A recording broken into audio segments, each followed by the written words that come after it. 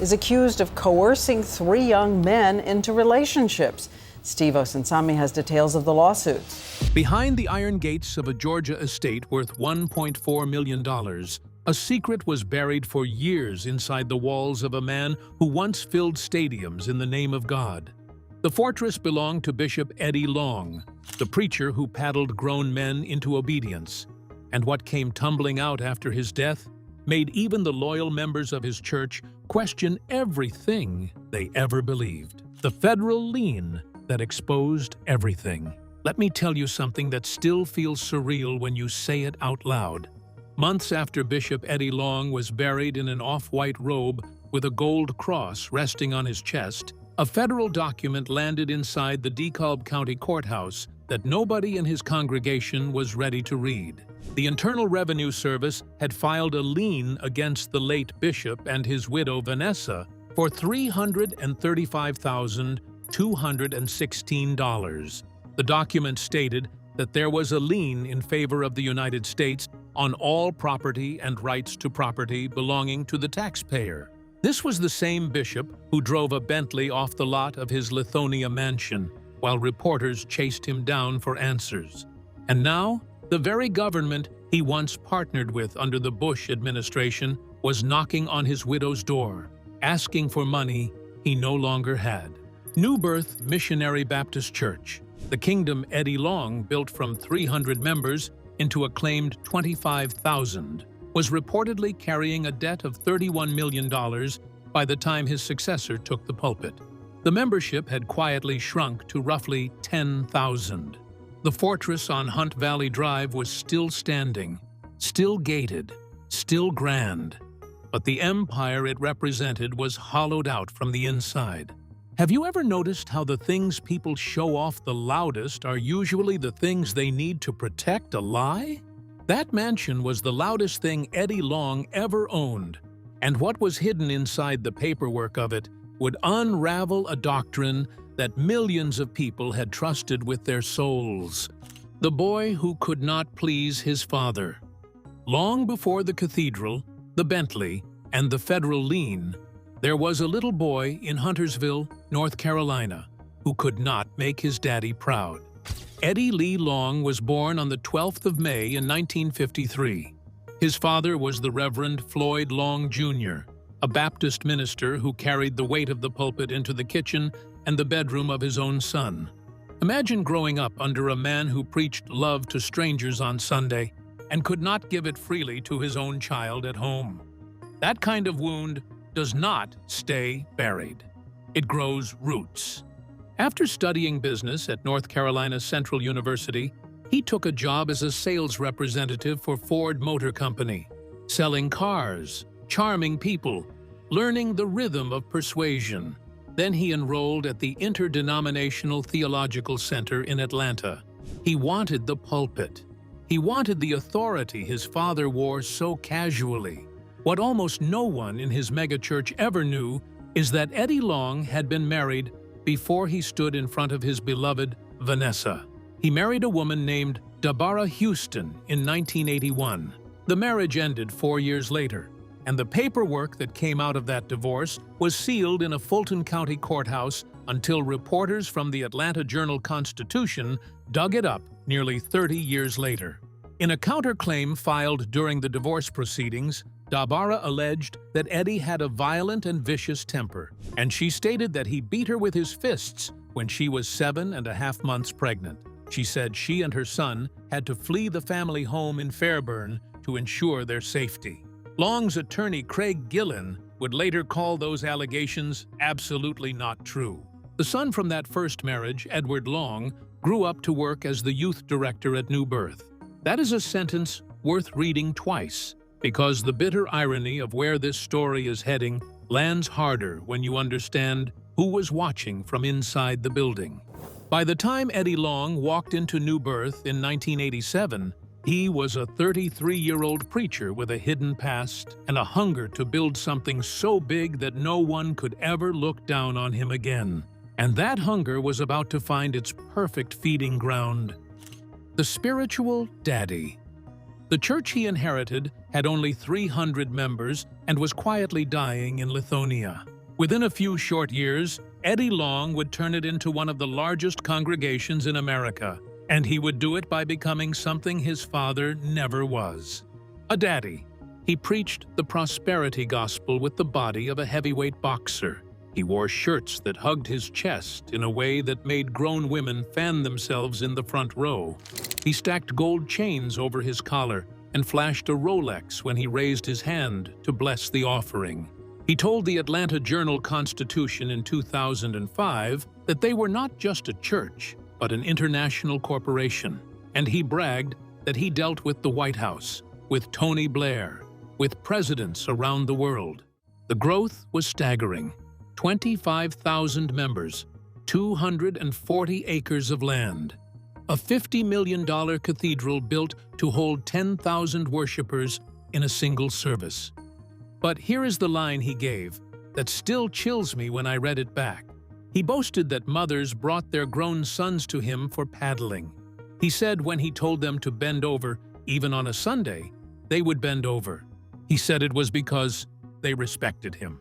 He said it was because he first died for them. You hear that, and you understand the gospel he was selling. It was not Jesus on the cross. It was Eddie in the pulpit, and his body was the proof of the doctrine. He held the funeral for Coretta Scott King in 2006. 4 American presidents sat in his sanctuary that day.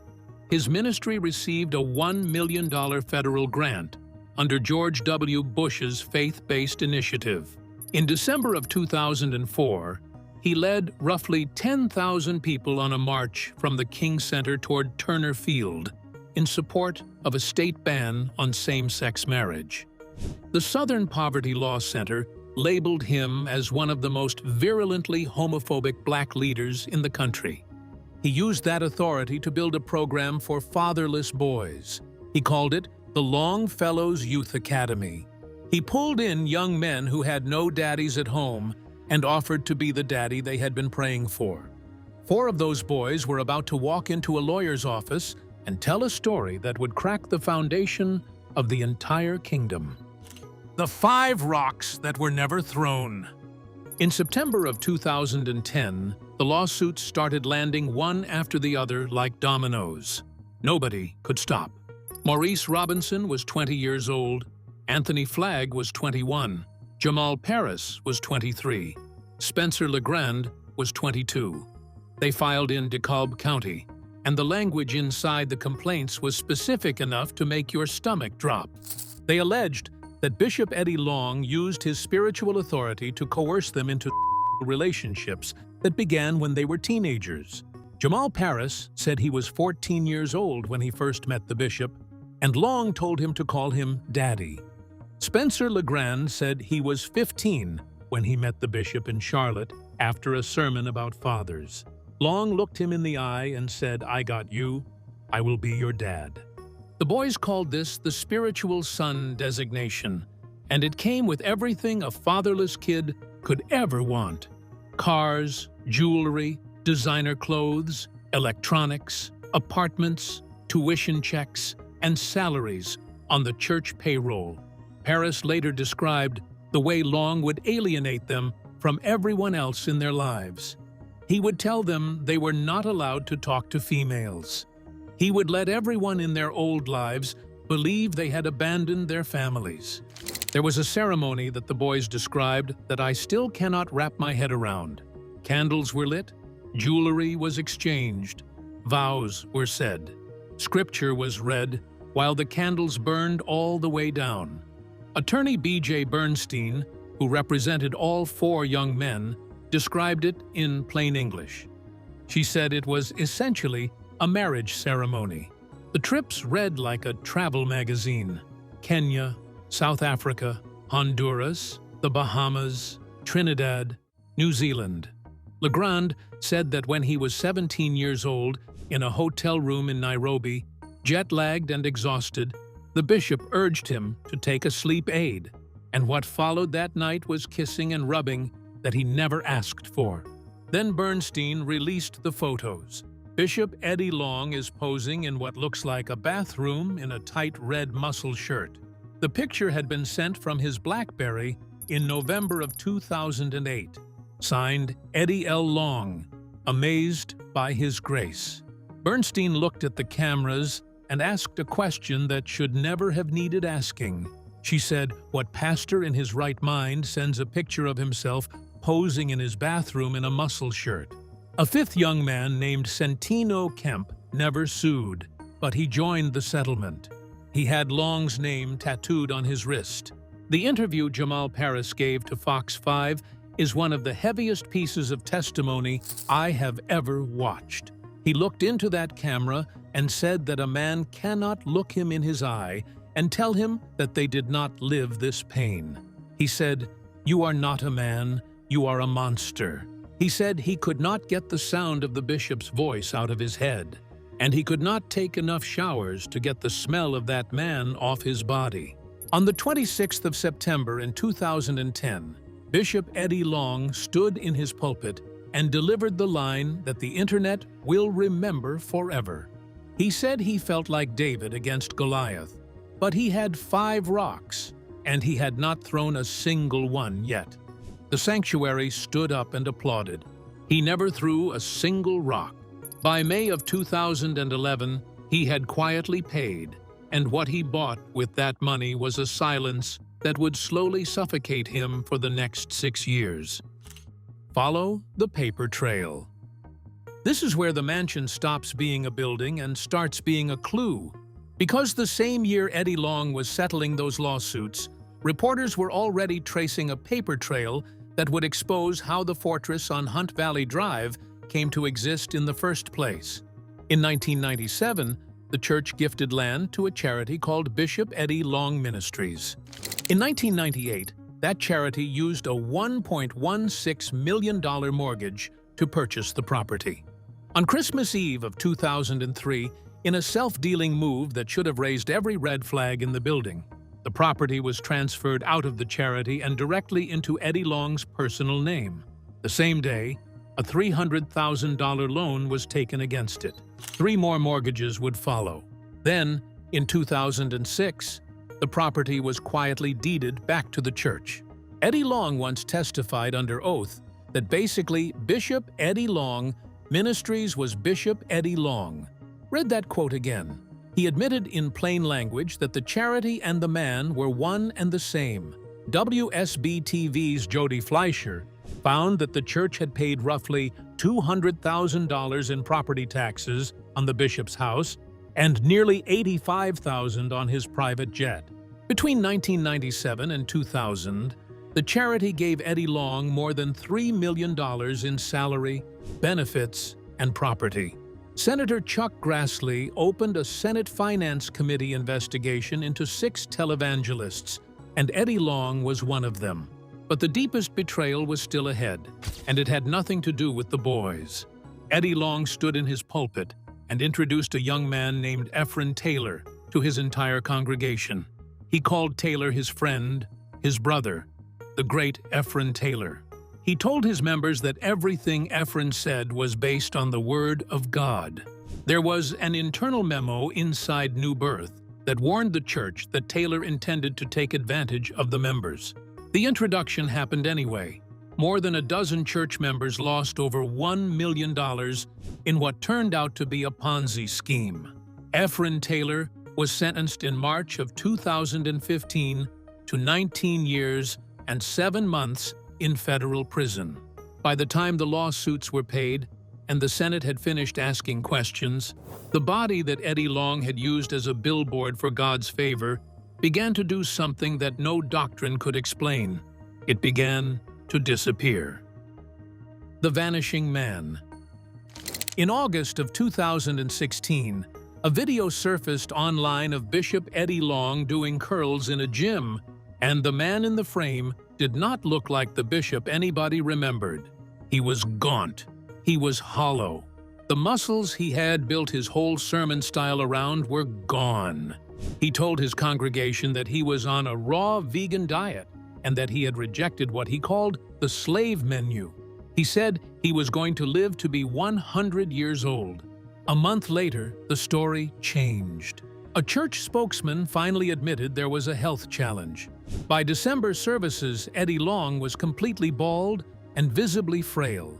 He stood in front of his people and told them he was ignoring their calls because everybody wanted to ask questions, and he did not want to rehearse facts. The gospel singer Kim Burrell publicly tied his decline to the scandal. She said nobody would be saying that you have AIDS unless a homosexual man had come out and revealed what you did behind closed doors. The rumor took on a life of its own. Bishop Eddie Long died on the 15th of January in 2017. He was 63 years old. The church issued a statement that said only that he had succumbed after a gallant private fight with an aggressive form of cancer. He never publicly answered the conspiracy theories. His funeral lasted 6 hours on the 25th of January in 2017. Deion Sanders broke down in tears and said this was a father figure to him, and he told the crowd that perhaps they were wrong about this man. Eddie Long was laid out in an off-white robe with a gold cross and rings on his fingers. His daughter Taylor wrote that she loved him and thanked him for being perfect. And when the cameras packed up and the parking lot emptied out, the real question started to surface. Within months, that question had a federal answer: what the fortress really hid.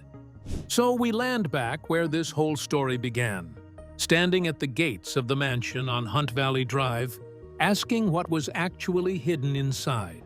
And I want to be honest with you, because the answer is not what the internet rumors promised. There was no secret room full of gold. There was no buried chest of cash dug up by surprised family members. What was hidden inside that mansion was something far more devastating. It was a doctrine. The IRS lien was just the receipt. The mansion itself, according to the property records, had been deeded back to New Birth in 2006. The bishop did not even legally own the home where he died, because the church and the man had blurred into one entity so completely that nobody could tell where the pulpit ended and the personal property began. The succession at New Birth fell apart almost as fast as the doctrine. Bishop Stephen Davis took over after Eddie Long's death. He served without a salary for his entire tenure, and he personally gave the church a significant sum of his own money to keep the lights on. He resigned after 16 months and later said publicly that corrupt leaders and wicked men had forced him out. Edward Long, the bishop's own son from his first marriage, was passed over twice for the senior pastor role. In December of 2018, the position went to a controversial Baltimore pastor named Jamal Harrison Bryant. He inherited the $31 million debt and promised the congregation a rebirth.